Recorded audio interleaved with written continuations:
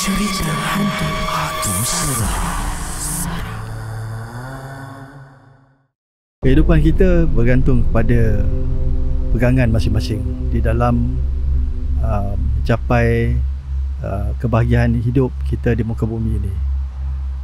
Seperti mana juga yang terkandung dalam hadis dan Al-Quran yang telah dipesan oleh Rasulullah sallallahu alaihi wasallam kepada setiap umatnya, bagi kita mengamalkan mengikut tuntutan-tuntutan dalam agama Islam. Di dunia ini kita terkandung dengan berbagai amalan dan agama, pegangan-pegangan hidup dalam agama masing-masing yang pelbagai. Begitu juga dengan kehidupan kita di muka bumi ini. Kita sering dikaitkan dengan kaedah-kaedah rawatan ataupun amalan-amalan perubatan yang dikaitkan dengan gangguan-gangguan jin, seperti mana dengan voodoo. Jadi untuk episod kali ini, Abawan tidak kesorangan. Kita ada seorang selebriti jemputan khas untuk episod kali ini, iaitu Linkage. Apa khabar Linkage? Kabar baik bang. Dan juga saya ingin mengucapkan terima kasih kepada Abang Wan dengan kru kita semua kerana sudi menjemput saya sekali lagi untuk program Cerita Hantu Seram season 2. Itu dia. Terima kasih. Linkage memang tidak asing lagi dalam program-program yang dikaitkan dengan program seram. Ya, Linkage, Abuan dah berapa kali dah dengar Linkage dalam program di Astro ni kan? Ya bang, saya memang kita dah cukup banyak pengalaman kita betul, melalui situasi-situasi yang menyeramkan dan situasi-situasi yang getir di satu-satu ketika kita di satu-satu lokasi yang kita hadir pada satu-satu program kan.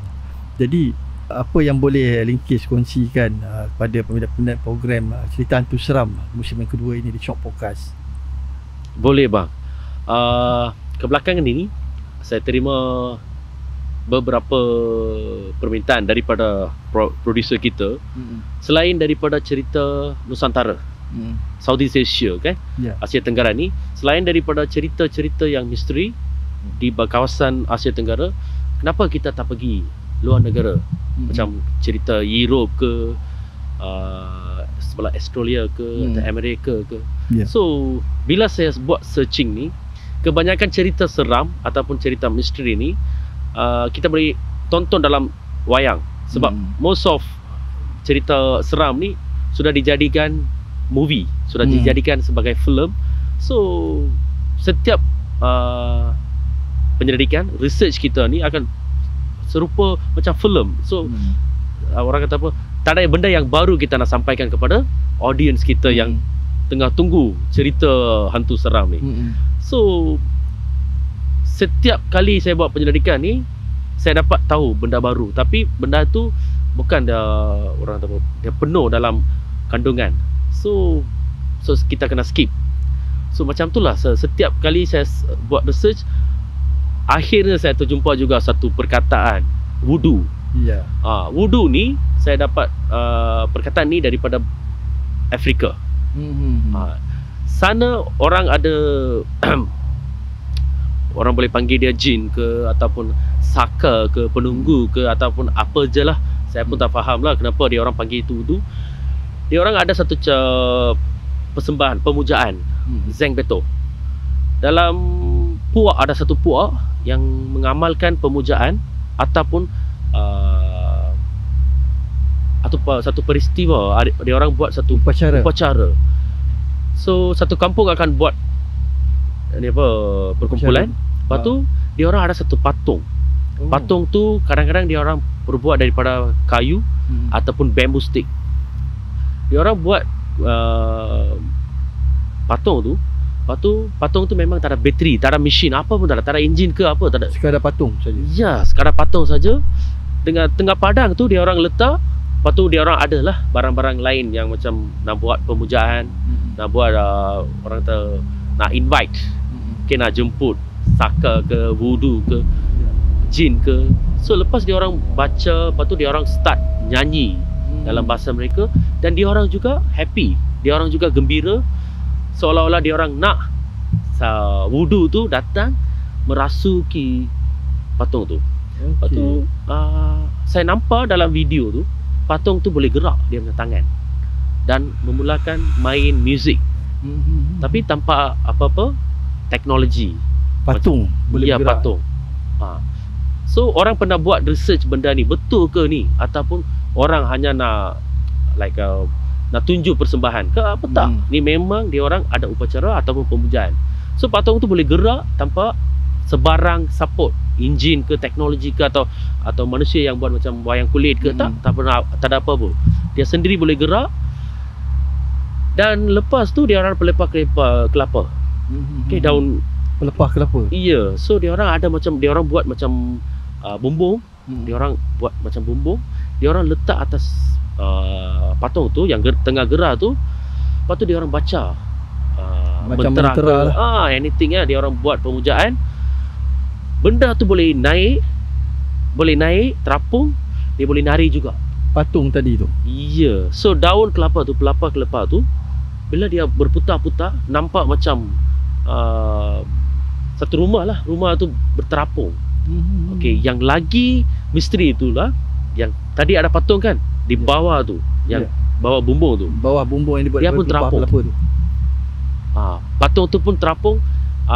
Kemungkinan besar patung itulah yang jadi roh ke, wudu ke, yang gerakan yang dia serupa macam kemah lah. So, yang tu boleh nari. So mungkin menjadi punca pada majlis pemujaan tu lah. iya. So penduduk-penduduk yang sebelah ni, apa yang tengah tonton tu, dia orang main gendang. Ada yang main gendang, ada yang keluarkan bunyi daripada mulut dia orang sendiri, pelik bunyi. Tapi dia orang happy, dia orang bukan takut. Lepas tu saya research apa benda tu, kenapa dia orang ada upacara pemujaan semua tu. Baru saya dapat tahu dalam kepercayaan orang Puak Afrika tu, bukan semua orang Afrika ada upacara ni. Dia orang ikut upacara ni. Tak, ada segelintir Puak, dia kaum dia ada, dia orang praktis benda ni, menjadikan ni jin ke, saka ke, dia orang jadikan benda ni sebagai dia orang kata apa, pengawal kampung. Pengawal kampung. Ada yang katakanlah tiba-tiba ada kecurian, saya tuduh Abang Wan, Abang Wan tuduh saya. So saya pun ada bukti, saya tak buat, tapi abang pun ada bukti, tapi benda tu memang sudah hilang. So sekarang manusia ni tak dapatlah buktikan siapa salah, siapa curi. So dia orang minta jin ni atau saka ni turun ke dalam patung tu. Dia orang mula pemujaan. Patung tu dia tunjuk siapa salah. Katakanlah patung tu tunjuk, tapi dia tak perlukan bukti apa-apa. Patung tu tunjuk, orang percaya patung tu. So ini salah satu, orang kata apa, praktis lah. Salah satu praktikal orang Afrika, salah satu puak tu, untuk mengidentify lah, untuk tahu siapa pencuri ke, pembunuh dia macam ke. satu sesi pengadilan. Ya. Dekat situ. Tapi bila patung tu tunjuk orang tu, dia orang tak cari bukti. Tak perlu lagi nak Tak cari perlulah bukti. bukti. So mereka mengatakan patung tu ataupun saka tu menjadi pengadil yang, Jadi hakim. Ya. Itu dia. Dan dia orang percaya dia takkan bohong, dia takkan bias, ataupun dia takkan pilih kasih. Tidak bertimbang rasa. Kalau orang salah, dia tunjuk siapa yang salah. Dia direct to the point, tunjuk Direct to the siapa point. yang salah. So selain daripada itu, wudu tu juga menjadi pengawal kampung. Pengawal kampung. Kalau ada apa-apa orang luar masuk, orang puak lain nak masuk serang, so saka tu menjadi satu pemberita. Dia akan membagi tahu ketua kampung, kampung kamu akan diserang ke, atau kampung kamu akan ada malapetaka ke apa, dia akan dia akan sebut kepada ketua kampung. So untuk setahun sekali ataupun 6 bulan sekali, dia orang ada satu pemujaan, meminta saka-saka ni masuk kampung, menarik bersama penduduk kampung, supaya dia orang ada, orang kata apa, ada interaksi. So dia orang nak interaksi ni, ada kebudayaan, supaya anak pemujaan ini diwariskan kepada anak dan itu dia. turun temurun. mungkinkah majlis pemujaan ni dia jadikan sebagai acara tahunan ke ataupun pada tarikh-tarikh tertentu? Pak, itu saya tak pasti lagi sebab dia orang tak bagi tahu apa tarikh yang ini spesifiknya dia tak bagi tahu. Dia kata setahun ataupun 6 bulan sekali. Dia orang bagi makanan, offer lah, dia orang bagi makanan, dan patung tu dia akan tutup. Lepas tu makanan semua hilang. Seolah-olah orang kata patung tu sudah makan lah, apa yang dihidangkan sudah makan. Lepas tu patung tu dia happy, dia mula menari, so boleh nampak lah.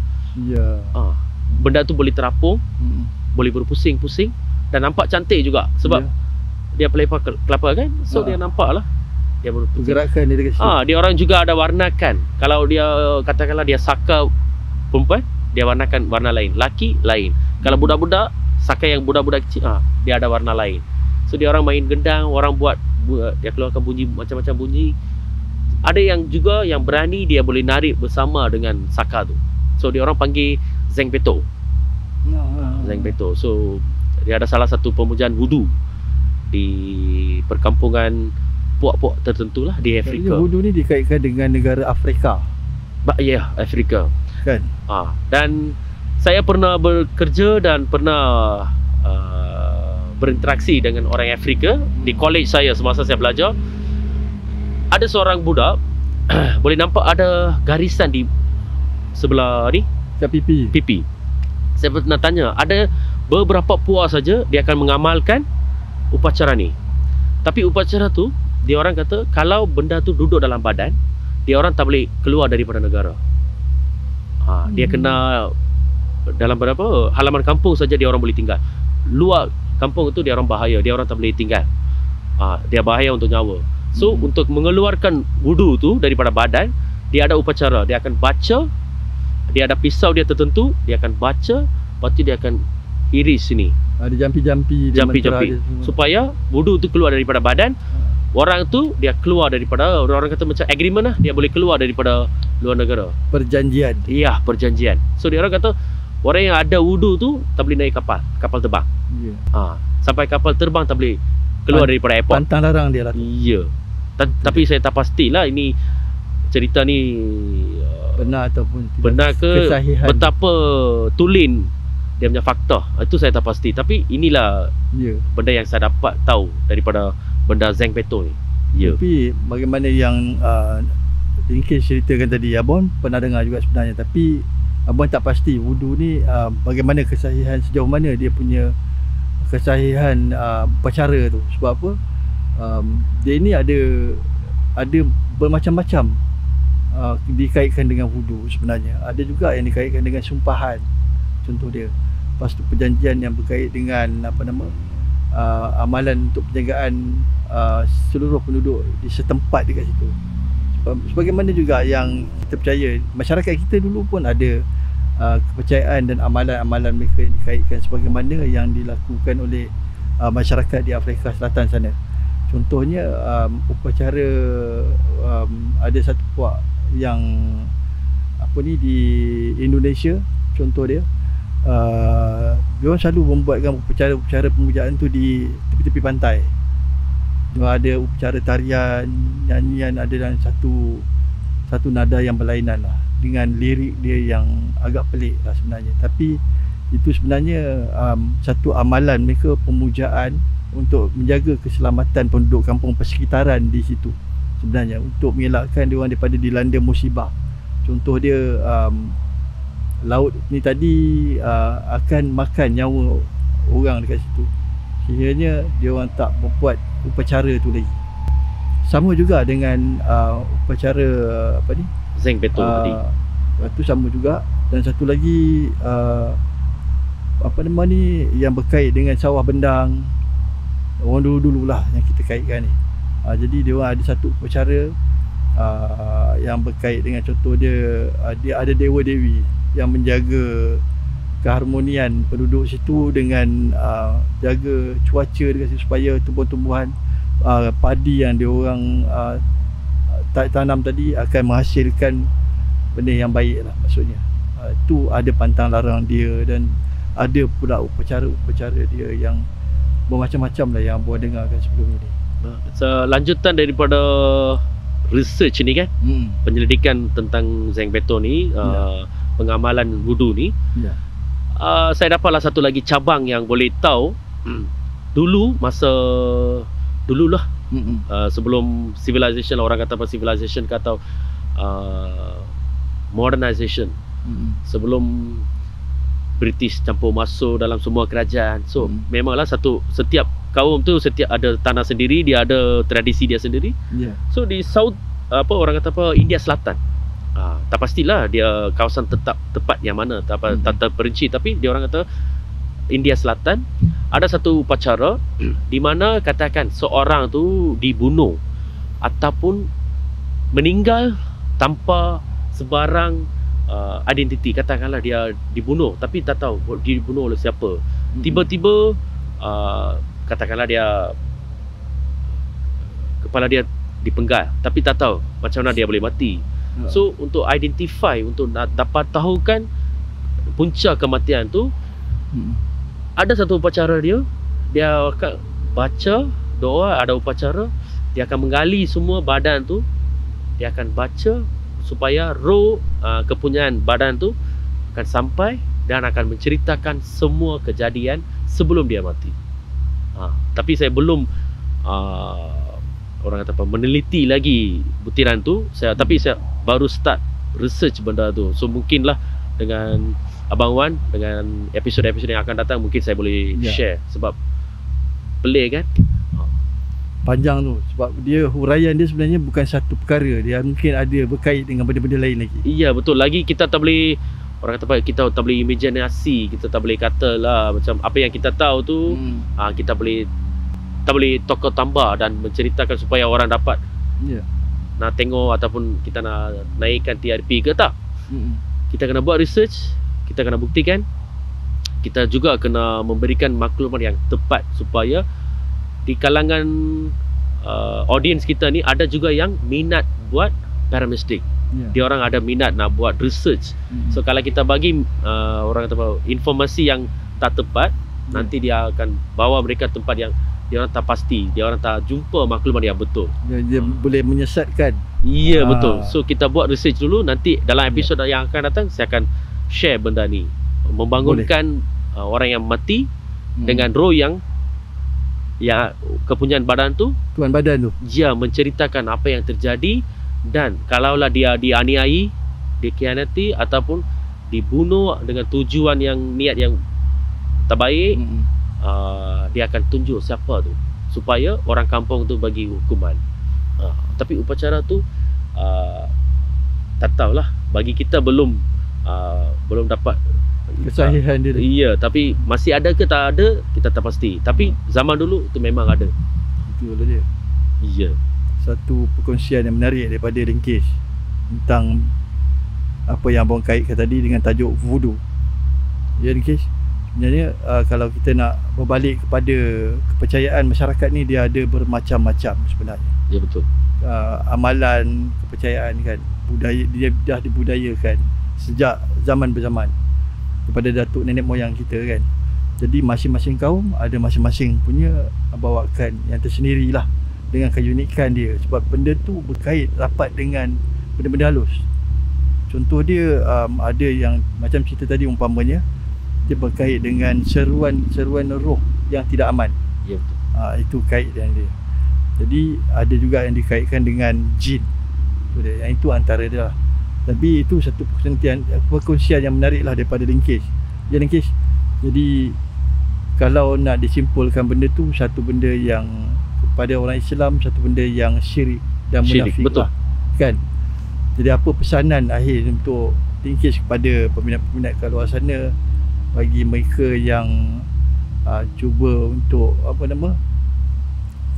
mengamalkan kepercayaan-kepercayaan yang di luar jangkaan yang berkait dengan voodoo ni? Silakan. Okey. Macam Abang Wan katakan, dalam sisi agama Islam ni ada yang benda-benda ni syirik. Sama macam juga dalam kepercayaan saya, kepercayaan agama saya pun sama juga. Benda-benda ni dah lama dilarang. Tapi macam selalu kita bincang kan, agama ni, mana-mana agama ni serupa macam pisau.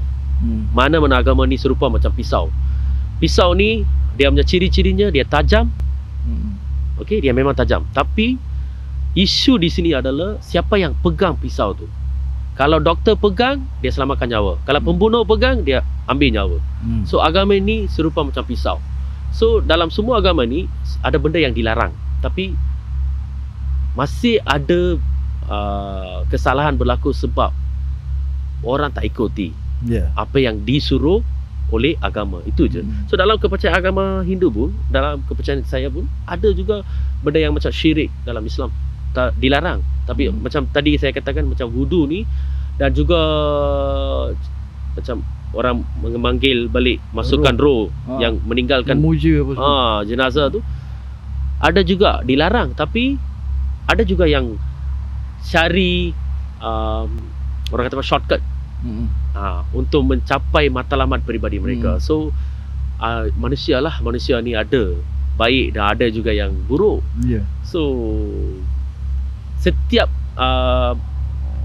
katakanlah kita kata case study lah, cerita ke peristiwa ke yang seram ni, bukan untuk tujuan untuk menakutkan ataupun mengambil perhatian ataupun mengajar benda-benda yang tak bagus. Tak, sebenarnya benda ni ada wujud dalam semua agama.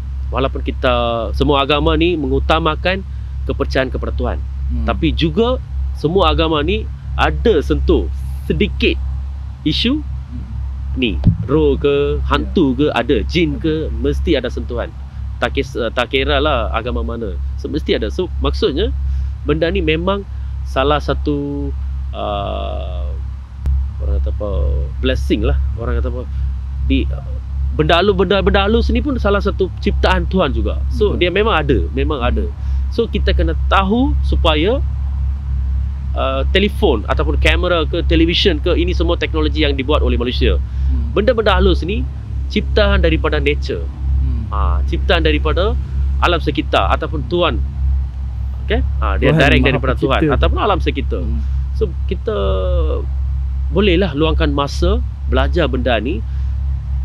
Ada yang juga nak praktis paramistik macam Abang Wan dengan tim Abang Wan, saya diri sendiri juga. Tapi ada juga yang boleh mengetahui supaya boleh menghilangkan ketakutan ataupun ketidakpastian terhadap benda-benda ni, supaya kita tak buat jahat terhadap mereka ataupun dia orang kita tidak mengundang jahat daripada benda-benda halus ni. So ini salah satu pengajaran ataupun kita boleh belajar untuk mengamalkan kehidupan yang baik mengikut agama ataupun mengikut prinsip sendiri. Itu apa pesanan saya, bang. Kalau apa-apa tersilap cakap, minta maaf. Itu dia pesanan padat, panjang lebar daripada ringkis. Betul, bagaimana yang ringkis terangkan tadi, memang itu yang sepatutnya kita amalkan, yang baik untuk diri kita sendiri. Kalau yang sebaliknya, itu juga untuk diri kita juga, tapi kesannya amatlah mendalam. Sekiranya kita berlaku perkara yang negatif terhadap insan-insan lain. Jadi sebagaimana yang terkandung dalam Al-Quran dan hadis, memang ada kita diciptakan manusia dengan kehidupan manusia. Begitu juga dengan jin, dengan kehidupan mereka di alam gaib. Bagaimanapun kita manusia dan jin dituntut untuk menyembah yang satu, iaitu Allah Subhanahu Wa Taala. Baik, kita sudah sampai di penghujung rancangan. Terima kasih kepada Ringkish untuk kali kedua ini kerana telah sudi meluangkan masa bersama Abang Wan di dalam episod kali ini. Saya juga amat berterima kasih sekali lagi kepada tim abang dan juga penonton-penonton cerita seram, cerita hantu seram season kedua ni. Dan juga sekali lagi saya mengucapkan terima kasih kerana sudi menjemput saya sesi yang kedua ni. Terima kasih, bang. Itu saja. Baik, sekian. Terima kasih. Kita jumpa lagi di episod lain, insya-Allah, dengan informasi yang menarik untuk kita kongsikan bersama anda di luar sana. Saya Rizal Wan Ramli di dalam Cerita Hantu Seram musim kedua The Shock Podcast. Wassalamualaikum.